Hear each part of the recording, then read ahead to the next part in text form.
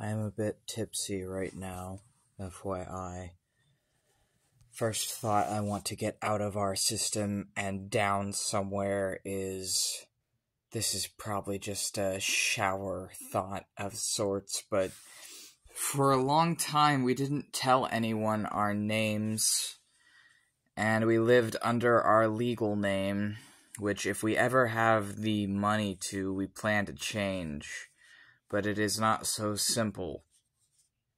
Names are power, and being forced to carry a name that is not your own is a sort of spiritual bondage and slavery. Unfortunately, it's a form of spiritual bondage affecting most trans people, and other people as well. Living with a name attached to you that is not your name is deeply painful, and it's a way that the government controls people by making sure that others decide who you are for you, rather than you deciding for yourself. We know our names, and we know the name we want to live under, which is Max. But our name can't be changed yet. And I was thinking on the lines while reading something, or before perhaps, when masking as a singlet or singular conscious entity, no one would know necessarily that we have DID if we didn't tell them. The same way they wouldn't know we're transgender if we didn't tell them.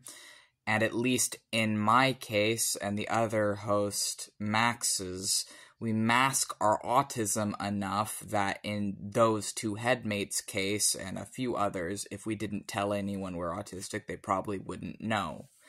So then why speak and put voice to these things that endanger your life?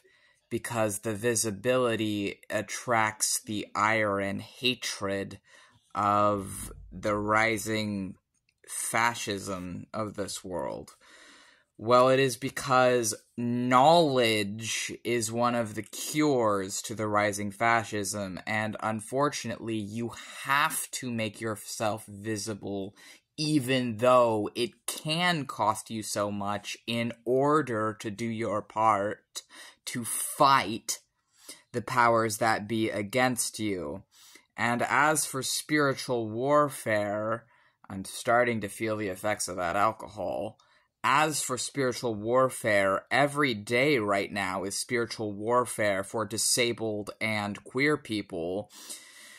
At the very least, for those of us whose existence is criminalized by our government, as is in the case with being transgender in the USA.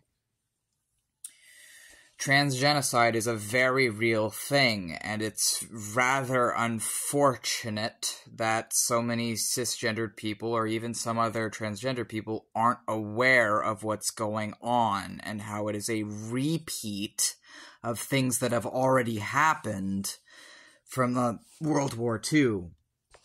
What they're doing to us isn't new, they're just recycling it. It's hard. And then I reads in the... I'm getting a bit drunk. I reads in this book that we have next to us. And the sorcerer in the book says... When you've established your own ritual practice, and you are making your own rituals and following those, that marks your entry from novice into adept.